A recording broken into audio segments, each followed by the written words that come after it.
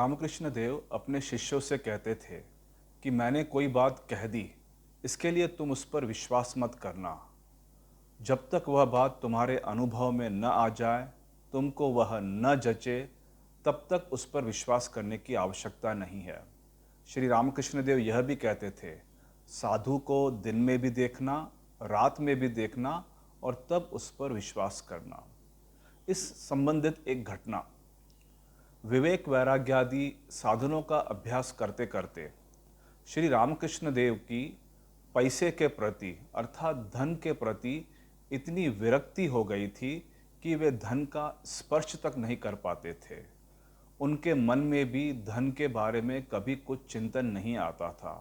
उनके जो शिष्य थे, मथुर बाबू, लक्ष्मी नारायण, उन लोगों ने श्री रामकृष्ण देव को कितनी बार संपत्ति देने का, धन देने का प्रयास किया, किंतु श्री रामकृष्ण देव ने कभी उसे ग्रहण नहीं किया। श्री रामकृष्ण देव की धन के प्रति विरक्ति इस प्रकार हो गई थी कि वे भूल से भी यदि उनका सिक्के से या किसी धातु से स्पर्श हो जाता तो मानो किसी बिच्छू ने उनको डंक मार दिया हो, ऐसा उनको अनुभव होता।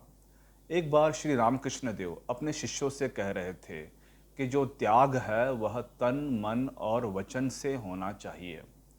अब श्री रामकृष्ण देव ने तो यह कह दिया, किंतु उनके शिष्यों में जो प्रधान शिष्य थे, नरेंद्र, अर्थात जो परवर्ती काल में स्वामी विवेकानंद हुए, उन्होंने श्री रामकृष्ण देव की इस उक्ति को जांचने का प्रयास किया।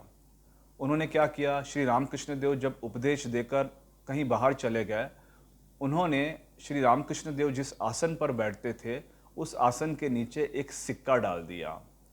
अब श्री रामकृष्ण देव को तो मालूम नहीं कि आसन के नीचे सिक्का है।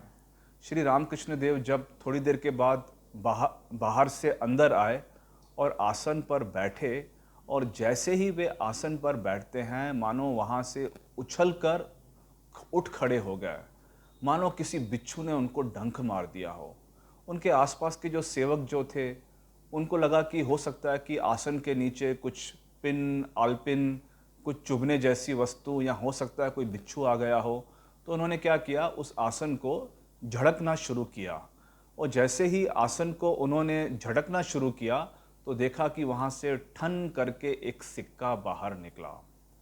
और जैसे ही वो सिक्का बाहर निकला, स्वामी विवेकानंद, अर्थात उस समय तो वे नरेंद्र थे, मानो एक अपराधी के समान कोने में जाकर खड़े हो गए। और श्री रामकृष्ण देव सब समझ गए कि यह तो नरेंद्र की, मेरे प्यारे नरेंद्र की ही करतूत है। किंतु श्री रामकृष्ण देव इससे दुखी नहीं हुए, वे बहुत प्रसन्न हुए कि नरेंद्र मेरी बात पर ऐसे ही विश्वास नहीं कर लेता, किंतु वह सब सोच समझ कर ही वह मेरे उपदेशों को ग्रहण करता है।